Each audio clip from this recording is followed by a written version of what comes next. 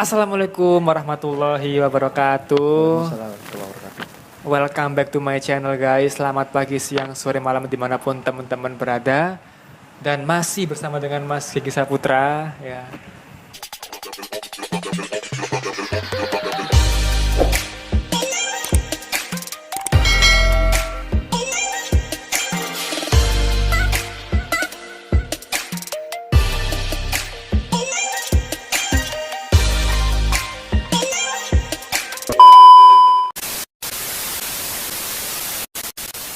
Membahas tentang dunia perkuliahan S3. Tadi kan di video pertama S2 Mas ya.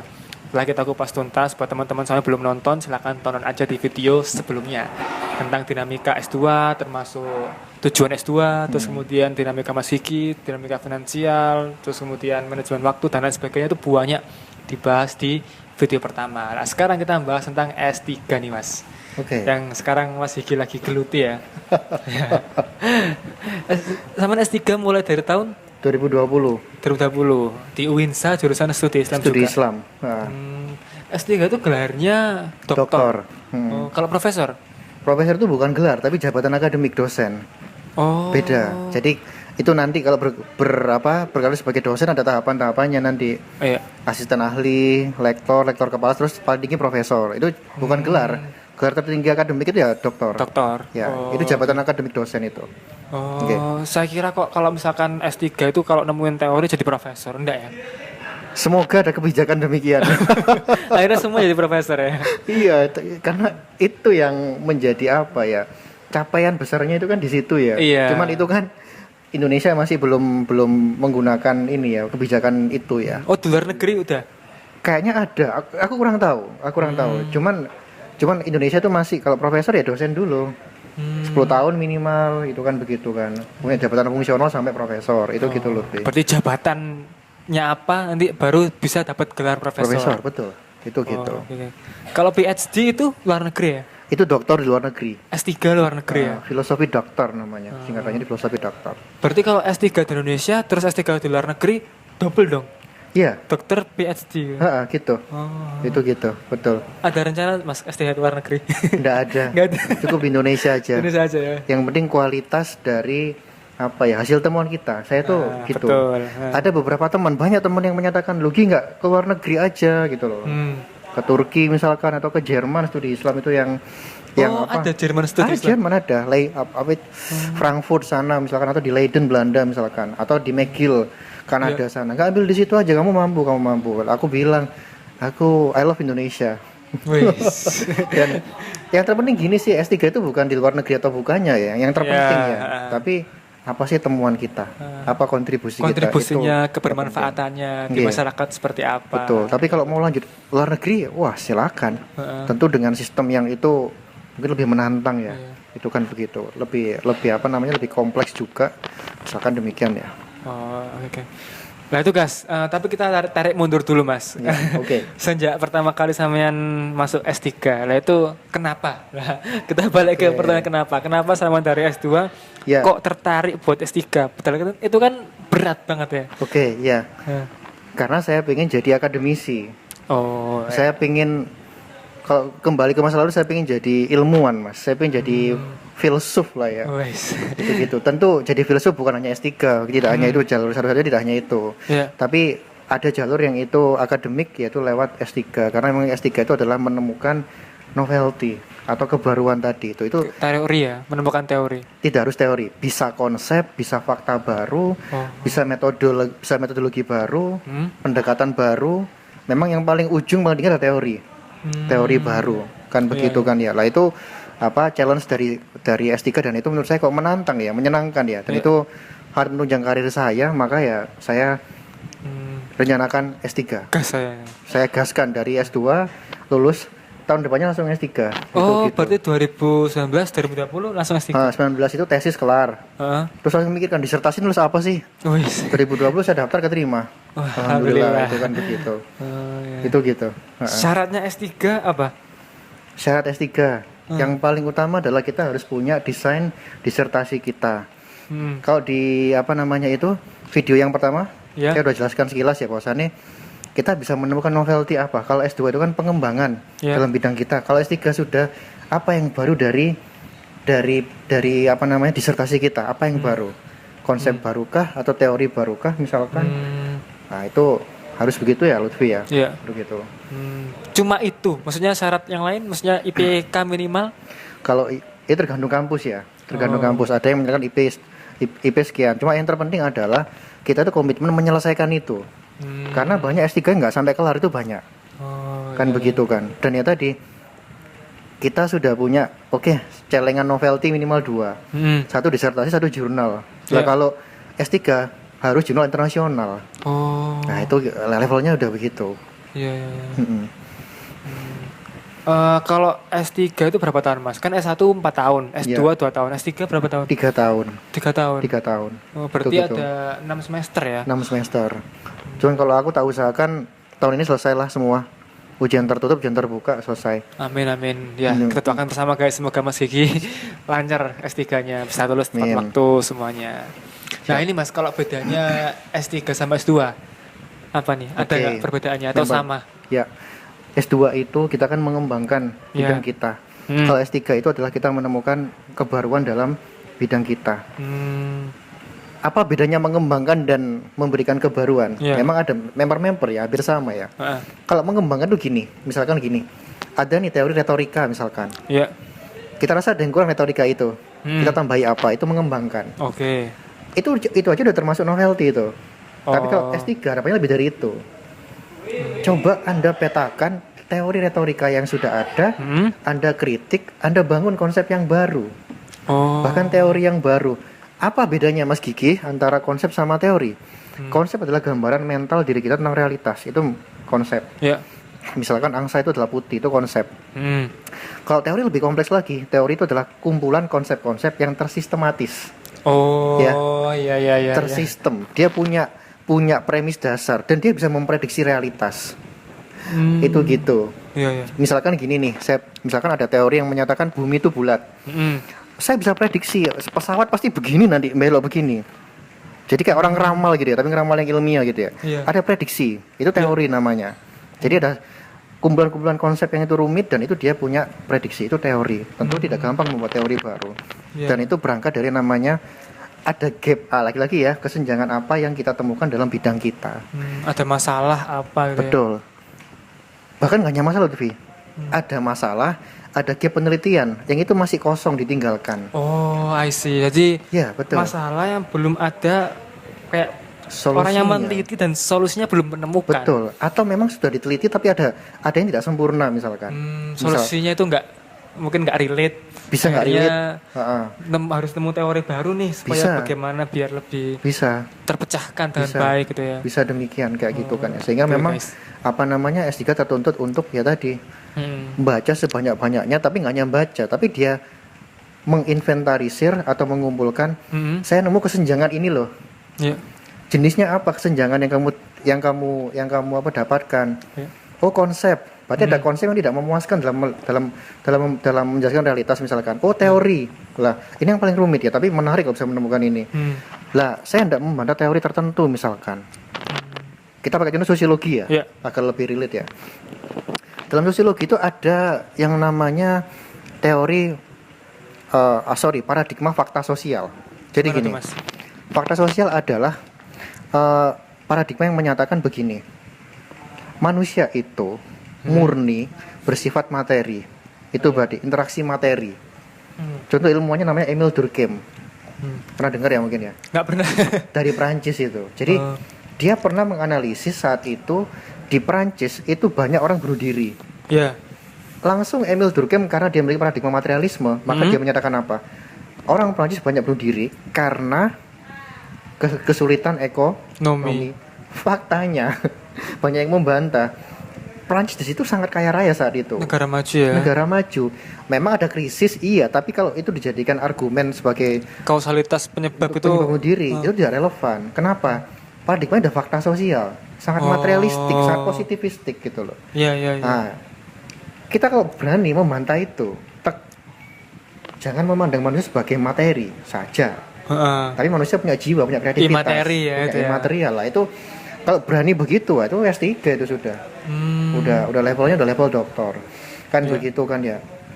Misalkan demikian Lutfi ya. Terus teori behavioristik. Nah, mungkin tahu pernah dengerin ya. Oh ya, ini teorinya Abramas loh, bukan? Bukan, Oh, Skinner. Skinner. Oh iya benar, Skinner. Sorry. Jadi menyatakan begini, intinya manusia itu ditentukan oleh lingkungan. Contohnya misalnya gini. Kalau ada seorang itu tinggal di lingkungan pencuri, udahlah dia pasti jadi pencuri. Karena bukan dia punya kehendak bebas sehingga bisa merubah masyarakat itu atau keluar dari masyarakat itu, tapi masyarakat itu pasti akan merubah dia. Jadi manusia nggak punya kehendak bebas. Karena pandangan ya tadi sangat materialistik tadi itu. Aku kok resah ya melihat ini ya. Saya tak bantai, tak bangun ulang. Nah itu. Itu S3. S3 itu. Berani begitu. Syukur-syukur berani begitu ya. Apa begitu ya? Kan begitu. Memang semangatnya itu. Tapi S3 juga ada TM-nya nggak sih Mas? Maksudnya TM perkuliahan. Ada. Atau sama kayak S2 banyak presentasinya? Iya. Kalau TM-nya ada. Ya paling 2 semester, 1 semester. Sisanya apa? Riset. Karena S3 itu membentuk riset, membentuk seorang peneliti yang itu memiliki kemandirian. Kan begitu kan. Presentasi iya, cuman ya ini kayak aku singgung di video pertama ya Lutfi ya. Bahwasannya saat presentasi kita udah show of force nih. Bukan show of force ya. Kita udah menunjukkan nih bahwasanya tentang oke, ya udah apa kesenjangan yang kamu temukan? Apa novelty-nya? Udah berani gitu. Karena tugas di S3 sebisa mungkin dijadikan jurnal. Atau buku. Nah itu gitu. Atau itu celengan kita buat ke disertasi. Kan begitu kan. Tapi nggak boleh asal kopas ya, dibisarkan kopas gitu kan. Iya, masa S3 kopas rek. Itu kan doktoran itu kan. Iya, gitu maksudnya kan. harusnya kan malu sama. Tapi itu ada loh saya temukan itu. Oh iya. Ya Allah. Jangan sampai gitu ya. Iya. Nah ini Mas, ada nggak dinamika ketika sama S3? Tadi kan sempat cerita sedikit nih tentang ada orang tua yang nggak setuju, terus kemudian dinamika karir dan juga dinamika dengan relation. Saya itu karena S3 itu pengen sejak saya S2 ya. Jadi keinginan saya udah kuat gitu loh. Terus pada waktu masuk S3 itu sebenarnya disuruh nikah dulu gitu loh. Sama orang tua. Sama orang tua gitu loh. Wah, belum punya pasangan suruh nikah sama siapa gitu. Ya disuruh segera nyari berarti Mas. Iya, akhirnya ya dengan diskusi panjang, perdebatan panjangnya saya diizinkan. 2020 itu saya kuliah S3 langsung gitu kan, begitu kan.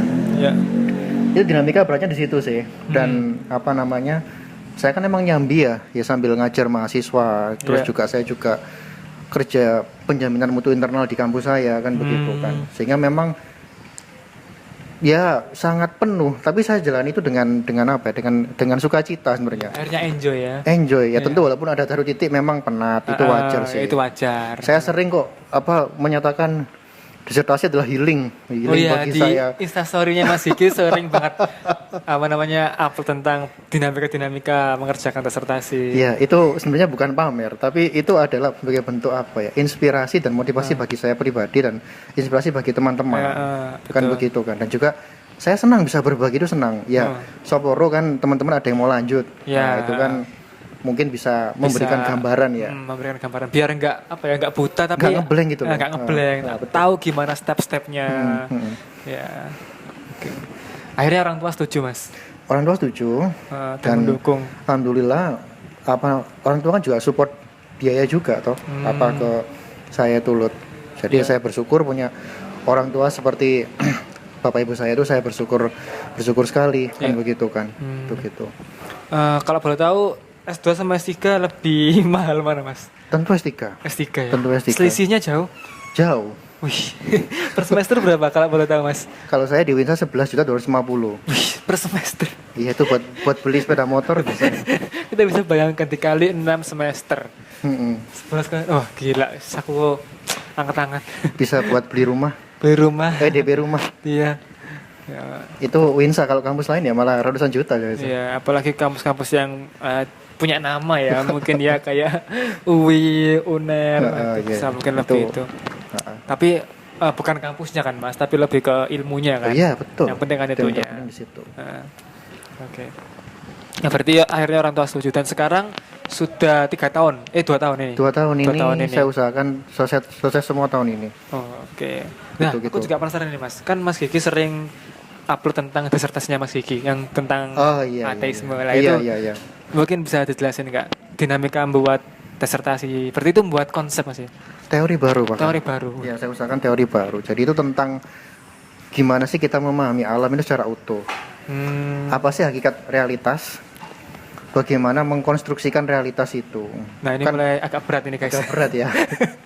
Kan ada tuh istilah-istilah misalkan alam ini memiliki aspek keterbatasan, kekurangan, kebutuhan, ketergantungan.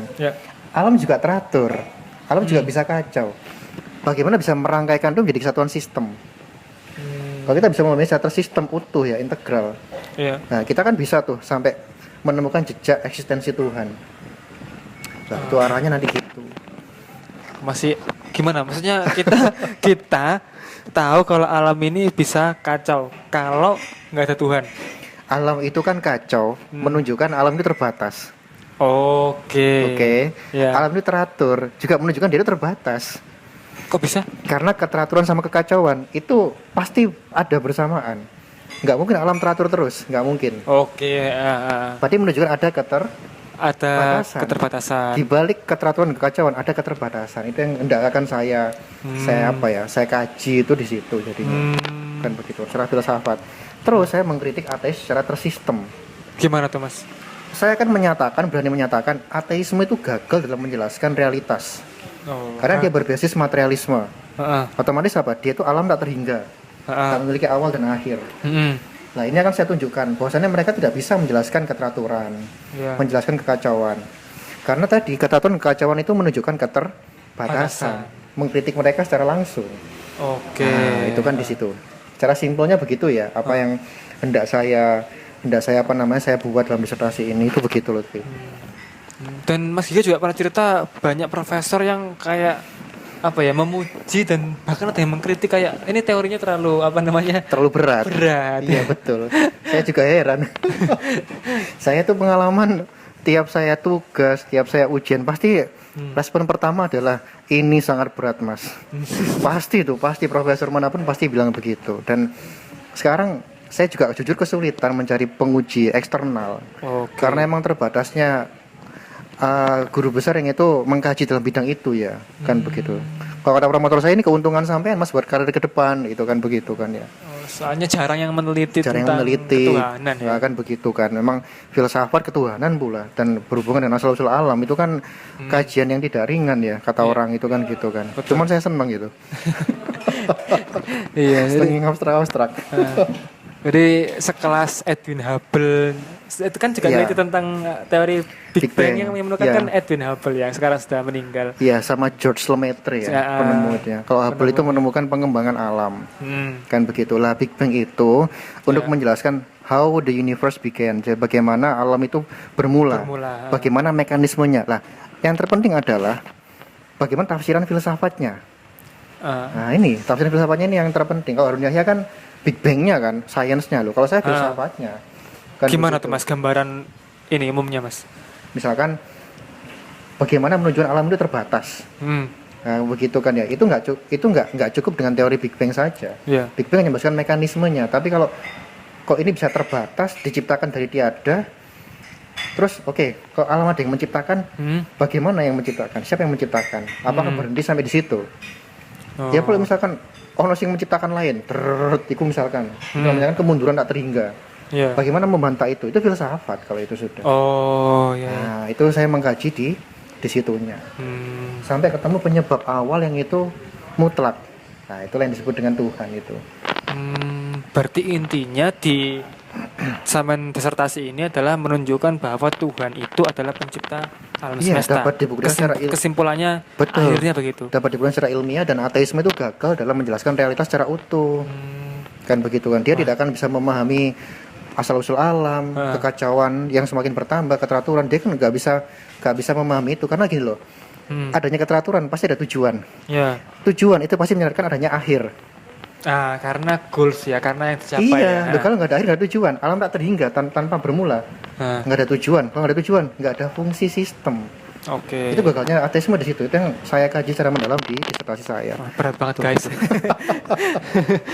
Ateisme itu lumayan loh Mas, teorinya banyak dan orang-orang barat itu Berarti sama menelaah Iya, satu betul. persatu teori-teori ateisme itu apa aja? Ya, ateisme yang kosmologis ya. Dalam artian Kosmologis. ateisme yang berkaitan dengan asal-usul alam. Saya tidak meneliti tentang ateisme Karl Marx. Karl Marx itu kan juga ateisme ya? Betul, tapi dia kan lebih ke humaniora sosial, bukan di kosmologi, kan begitu kan. Iya, Saya bukan dalam di situ atau Sigmund Freud. Ateisme dalam Psikologi ya? itu psikologi. Saya nggak dalam di situ, tapi saya lebih di asal-usul alamnya. Oke. Jadi ya gitu, berat mas, berat. Gitu. Saya cuma senyum aja, nggih, Prof. Luar biasa.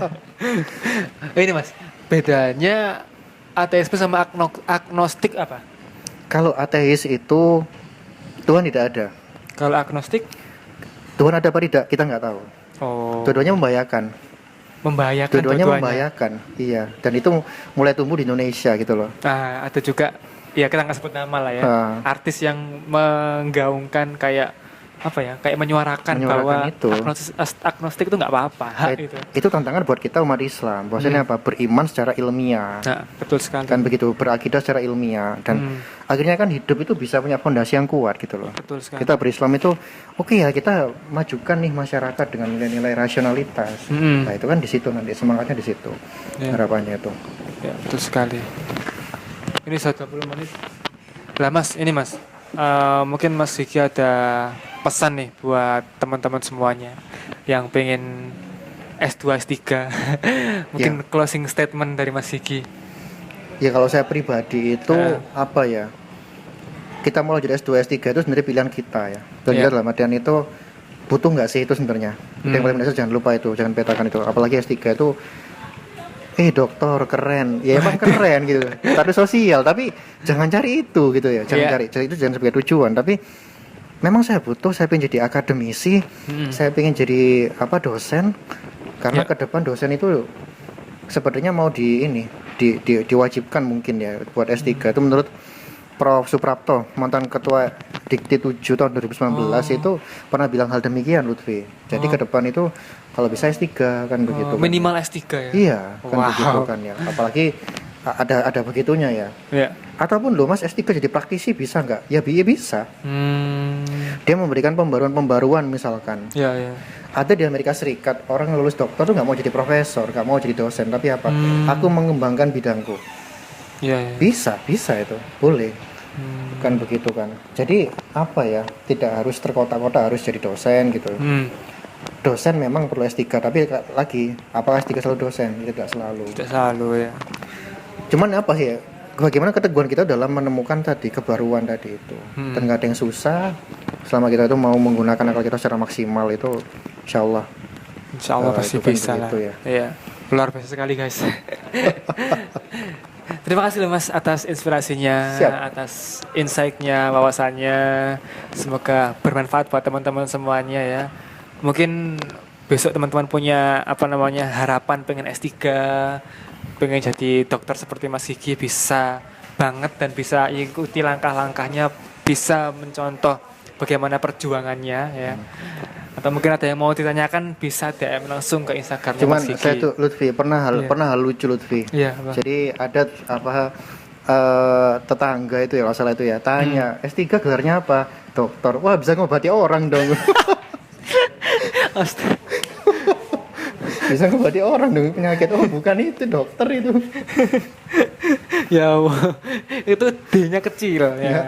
Kalau ini D-nya besar. Nah, iya sih Mas, gini Mas. Iya benar. Nah, masyarakat Indonesia itu memang kadang-kadang awam dengan dunia akademisi. Iya. Dokter disamain sama dokter. Ya.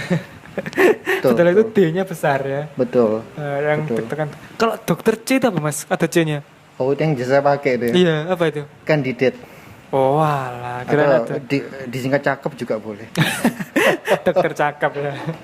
Kandidat itu ya kandidat itu kalau udah menyelesaikan proposal, dia mau maju ujian tertutup itu dikatakan boleh menggunakan C. Kandidat ini maksudnya calon dokter. Itu gitu. Cuman kita jangan terfokus di situnya. Cuman yang terpenting adalah tadi kemampuan kita, kontribusi kita gitu ya. Karena kalau saya itu punya slogan Lutfi dalam S3 tuh 4K, 4K. Wih, apa itu? Kebenaran, keseimbangan, kebaruan dan kontribusi. Oh, kebenaran itu maksudnya? Kebenaran ya, apa yang kita hasilkan harus bernilai objektif. Oke. Oke, keseimbangan. Keseimbangan. Ini relate dengan yang pertama, konsisten dengan hukum-hukum keseimbangan. Ketiga, kebaruan. Ini ciri khas S3 banget. Iya. Menemukan teori yang belum pernah iya, diteliti ya. entah menemukan konsep, pendekatan, teori. Nah, itu akan berdimensi K yang keempat, yaitu kontribusi. Kontribusi. Jadi itu slogan saya, dan jangan pernah takut kehilangan. Aduh, nggak ada tema riset nih, nggak ada novelty. Pasti itu nggak mungkin sih menurut saya. Ya mungkin kita belum nemu aja mungkin. Belum nemu aja. Masalah manusia tuh banyak. Kan Betul gitu, sekali. kan. Jadi gitu jadinya. Oke guys, sekian dulu Mas video kali ini. Mudah-mudahan kedepannya kita bisa kolaps lagi membahas tentang berbagai macam masalah-masalah tentang filsafat juga. Mungkin tertarik nih kayaknya aku bahas tentang filsafat ketuhanan. Agak-agak berat tapi kayak menantang gitu guys, dan banyak apa ya, kayak pertanyaan-pertanyaan di benakku tentang filsafat ketuhanan yang pengen tak ajukan ke Mas Gigi. Ya mungkin kedepannya bisa kolaps lagi. Siap. Dan terima kasih buat teman-teman semua yang udah nonton. Terima kasih buat Mas Gigi. Ya, buat teman-teman semua yang pengen tanya-tanya tentang dunia S2, S3 silakan DM langsung di Instagramnya Mas Gigi. Ya, yang penting jangan kontak batin ya. Waduh, telepati. Oke guys, terima kasih. Kami akhiri. Wassalamualaikum warahmatullahi wabarakatuh. Waalaikumsalam warahmatullahi wabarakatuh.